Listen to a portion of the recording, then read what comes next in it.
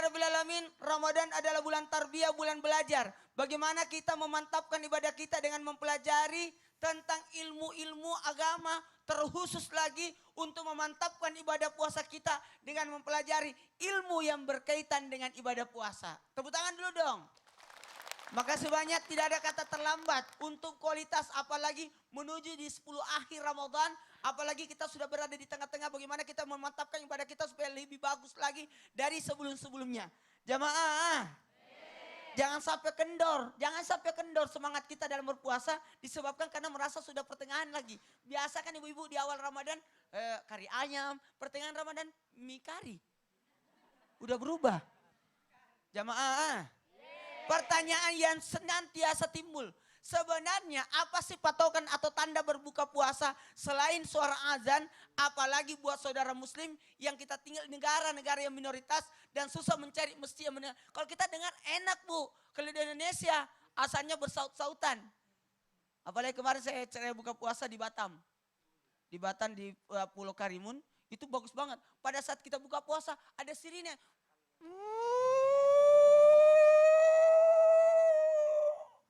Apa itu Ustaz? Itu tanda buka puasa. Oh, tanda buka puasa. Pakai sirine.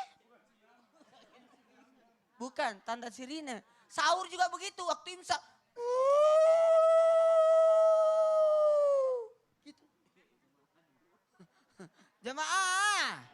Dari Abdullah bin Abi Aufa radhiyallahu anhu, kami pernah bersama dengan Rasulullah sallallahu alaihi wasallam dalam suatu perjalanan. Ketika itu kami sedang berpuasa di bulan Ramadan. Ketika terbenamnya matahari, Rasulullah sallallahu alaihi wasallam bersabda kepada kaumnya, kepada kami semua, wahai fulan, yang diriwayatkan oleh Abu Daud, yang dimaksud fulan itu adalah Bilal yang dipanggil oleh Rasulullah untuk berdiri, ambilkan kami air. Maka orang itu pun berkata, wahai Rasulullah, kalau engkau tunggu hingga sore, dalam riwayat lain disebutkan Rasulullah sallallahu alaihi wasallam turun ambilkan air.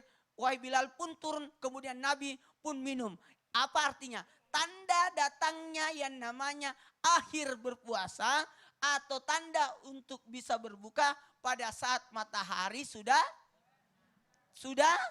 terbenam. Kemudian beliau melemparkan dalam satu riwayat mengisyaratkan bahwa menunjuk ke arah matahari yang tenggelam. Jikalau kalian sudah melihat malam telah datang, disinilah kalian berbuka puasa. Jadi bukan suara azan. Kadangkala suara azan itu telat Bu. Karena yang azan makan dulu. Jadi jangan ambil patokan suara azannya masjid. Kok lama banget, aku udah mau buka, aku tunggu masjid. Ya masjid situ, habisin dulu makanannya baru dia azan. Telatlah kau berbuka. Betul?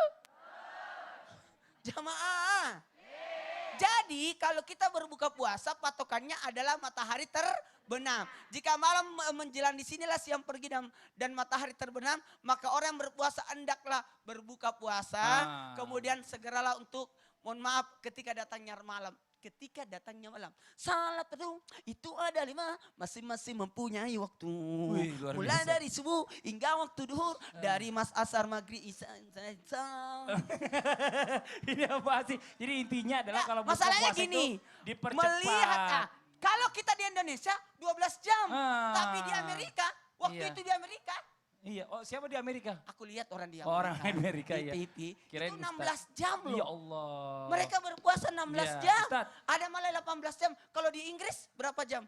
Kemarin 18 jam. 18 jam 18 puasanya. sampai Di Oh, Inggris, Masya Allah. di daerah Eropa, puasanya berapa jam? 19 lah. 19 jam. Bapak mau kemana? Bapak mau Pindah ke belakang? Inggris? Enggak. Ini lagi Ustaz sih katanya. Ustaz makasih banyak atas penjelasannya. Jazakallah khair, mudah-mudahan bermanfaat buat semua. Alhamdulillah. Jamaah. Kita lanjut lagi nih, masih penasaran nih bintang tamu kita nih ya. Abdul, mau nanya lagi Abdul, silakan Dul. Ya, saya mau nanyakan katanya puasa itu adalah waktunya yang tepat untuk orang-orang yang kecanduan rokok. Iya, hampir 12 jam berhenti ngerokok kan Pak Ustadz. Terus ada nggak sih caranya biar istiqomah berhenti merokok nggak cuma pas puasa aja, jadi setelah berbuka puasa juga gitu. Oh gitu. Setelah puasa juga. Coba dijawab dulu kali dokter, silakan dia jawab. Mau di sini dokter sambil ngobrol-ngobrol sini, boleh. Iya, Ngomong sambil diri. Ini Abdul pertanyaannya dari tadi luar biasa ya. Nah, iya bagus dia, pertanyaannya ini banyak menginspirasi orang gitu Iya, loh. nah kita ngomong masalah rokok. Ibu-ibu tahu nggak Indonesia itu nomor berapa di ASEAN? Benar sekali ya, nomor satu. Ibu hebat loh ibu. Jadi 90 juta orang kita, penduduk kita itu perokok aktif. Itu sekitar 67%. Nah, pada saat berpuasa memang berpuasa ini bukan hanya baik untuk mendapatkan pahala, ternyata baik juga untuk kesehatan, terutama untuk orang-orang yang mau berhenti merokok. Tapi sudah ada penelitian, mau berhenti merokok itu bukan cuma satu alasannya, bukan cuma karena puasa, harus banyak cara yang dilakukan. Ya, selain berpuasa tadi yang pertama yang harus dilakukan adalah komitmen. Cara komitmen adalah kita catat. Kalau boleh ibu-ibu, bapaknya mau keluar rumah, ditulis di jidatnya, tolong larang saya merokok. Gitu. Jadi dicatat, diingat-ingat terus. Atau orang yang mau ngerokok itu dicatat supaya bisa diingat-ingat terus. Karena biasa itu sebagai reminder. Yang kedua ada namanya NRT, Nicotine Replacement Therapy. Jadi terapi dengan nikotin, biasanya ada permen nikotin.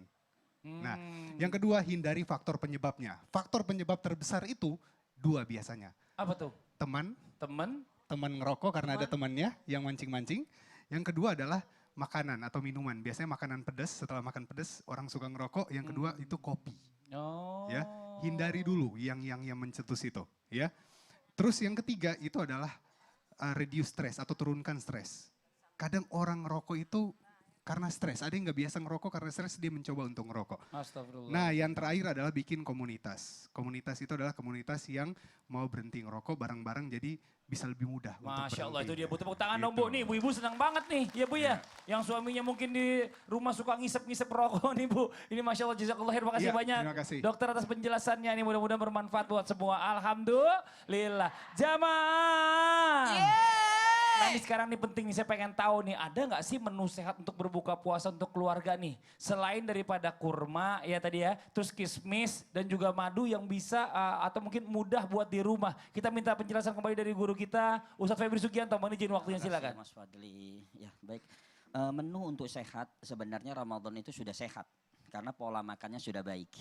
Ya. Nah tapi di sini insya Allah kita akan melihat apa di balik biji kurma. Ya, selama ini kita masyarakat mungkin tidak tahu tentang manfaat biji kurma. Ya, seorang ulama mengangkat ternyata biji kurma itu bisa mengatasi hepatitis. Ya, jadi tidak hanya buah kurmanya. Nah, maka di sini saya akan mengajarkan bagaimana cara ngelola biji kurma. Ya, jadi ini biji kurma jangan dibuang, Bu. Ya, biji kurma itu banyak manfaatnya. Bahkan dia juga bisa membuat relaksasi. Jadi kita capek, lelah, nah makan biji kurma atau kita buat kopi biji kurma itu bisa rileks. Ya, jadi bukan bijinya dimakan langsung nanti numbuh. Ya, tapi dikelola. Ya, jadi dikelola biji kurma itu. Nah, ini di sini kita membuat kopi. Ya, bagaimana caranya? Itu biasa dicuci bersih. Cuci bersih dulu, terus disangrai. Ya, disangrai baru digiling halus. Nah, kalau untuk biji kurma yang bisa bermanfaat dengan hepatitis untuk livernya, karena Ibnu Qayyim mengatakan menguatkan liver, itu sama dagingnya.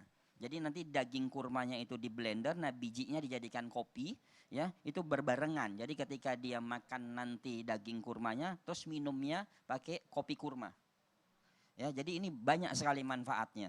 Ya, jadi tidak hanya kita selama ini hanya tahu daging kurmanya saja, bijinya dibuang. Nah, maka disinilah kita membahas bagaimana biji kurma ini jangan dibuang, dijadikan satu manfaat yang luar biasa. Nah, tidak hanya dia mengandung ya untuk memperbaiki liver atau vitamin B yang tinggi, nah tapi dia juga kandungan fosfor. Ya, biji kurma itu kandungan fosfornya baik. Ya, dan apalagi tadi menguatkan paru-paru. Nah, kenapa ini saya munculkan? Nah, ini sebenarnya kaitannya dengan ya baru 10 hari yang lalu. Jadi di awal Ramadan saya lihat pergeseran matahari itu tidak pada porosnya. Yang seharusnya matahari itu muncul dari timur, tapi kemarin itu dari 3 bulan itu munculnya di Tenggara dan Selatan. Nah, ini menandakan antara dari timur dan Tenggara Selatan ini ada selah panjang. Maka saya sampaikan di komunitas para dokter, saya bilang hati-hati Ramadan kali ini akan banyak muncul wabah. Salah satu wabah itu adalah plek paru-paru kuat. Makanya batuk tinggi. Ya. Nah, kemarin saya lihat sudah mulai kembali kepada poros utama, tapi dia bergeser sedikit lagi. Nah, maka besar kemungkinan ini sampai 2 minggu. Ya, 2 minggu Ramadan, nah makanya ini puncaknya. Ya, makanya biasanya di saat-saat ini batuk muncul. Ya udah gitu nanti gejala tipes banyak, DBD banyak. Ini karena pergeseran dari matahari. Nah makanya saya langsung mencoba mengajak yang selama ini kita buang, ayo kita jadikan manfaat. Salah satunya adalah biji kurma. Ya. Nah kalau kita lihat dalam kitab Jadul Ma'ad, ya, Ibnu Qayyim mengatakan bahwa Rasulullah itu kalau kita bicara tentang kurma itu selalu dia mengkonsumsi, kalau tadi bijinya sekarang buahnya, itu dengan keju. Ya, jadi kurma dengan keju atau dengan yogurt. Ya, dengan yogurt itu, ya kurma dengan yogurt itu kesukaan Nabi. Ya, atau dengan roti. Ya, roti gandum ya dikasih kurma, ini sangat baik. Ya, untuk apa? Inilah tadi kaitannya dengan pencernaan tadi. Masya Allah. Ya, jadi manis dengan sesuatu yang lembut sehingga pencernaan kita bisa bekerja secara maksimal. Nah, tapi tadi pertanyaan sedikit tuh, biji kurma yang mau dibikin kopi itu bisa biji kurma apa aja atau mungkin biji Ya. kurma tertentu? Ya, sebenarnya sih biji kurma apa saja. Cuman kalau khasiatnya lebih banyak, ya jelas itu biji kurma ajwa atau kurma-kurma Madinah karena Iya, iya, terkait iya. dengan keberkahan kota Madinah. Ya, ini Masya Allah Nah, ya. jadi kurma safawi, ya, sukari, iya, nah iya. itu bisa. Tapi kalau Sangat agak susah nyarinya jadi kurma apa aja kurma sebenarnya apa bisa. saja. Tapi itu juga ada khasiatnya yang ya. penting bukan asinan kurma atau Oh manisan jangan. kurma. Ya, ini Masya Allah. Iya. Ustaz Febri, jazakallah khair, Ya, makasih banyak makasih. ilmunya ya Allah. Mudah-mudahan bermanfaat buat semua. Alhamdulillah. Dan buat jamaah yang ada di rumah yang punya pertanyaan mengenai apapun, bahkan masalah kesehatan, boleh langsung aja komen atau DM di media sosial kita. Di Islam Itu Indah, di @IslamItuIndahTTV. Nanti insya Allah setelah ini akan dijawab oleh guru-guru kita. Jadi jangan kemana-mana, tetap di Islam Itu Indah. Jamaah! Oh jamaah.